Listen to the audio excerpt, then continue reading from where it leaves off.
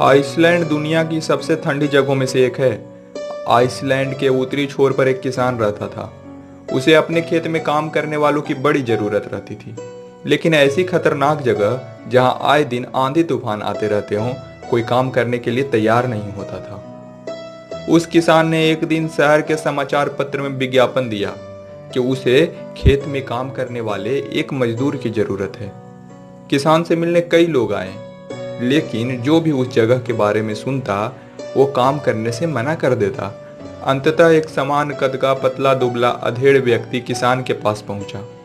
किसान ने उससे पूछा, क्या तुम इन परिस्थितियों में काम कर सकते हो? हाँ, कर तो सकता हूँ, बस जब हवा चलती है मैं सोता हूँ, व्यक्ति ने उत्तर दिया। किसान को उसका उत्तर थोड़ा अजीब लगा, लेकिन चूंकि उसे कोई और काम करने वाला नहीं मिल रहा था, इसीलिए उसने व्यक्ति को काम पर रख लिया। मजदूर मेहनती निकला। वह सुबह से शाम तक खेतों में मेहनत करता। किसान भी उससे काफी संतुष्ट था। कुछ ही दिन बीते थे कि एक रात अचानक ही जोर जोर से हवा बहने लगी। किसान अपने अनुभवों से समझ गया कि अब तूफान आने वाला है। वह तेजी से उठा, हाथ में लालटेन ली और मजदूर के झोपड़े की तरफ दौड़ा।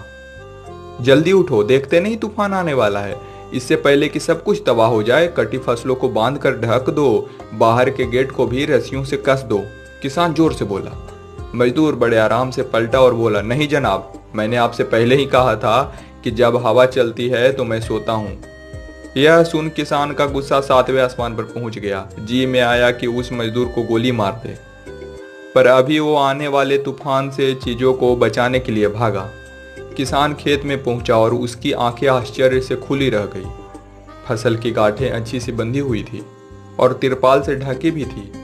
उसके गाय बैल सुरक्षित बंधे हुए थे और मुर्गियां भी अपने दड़वों में थी। बाड़े का दरवाजा भी मजबूती से बंधा हुआ था।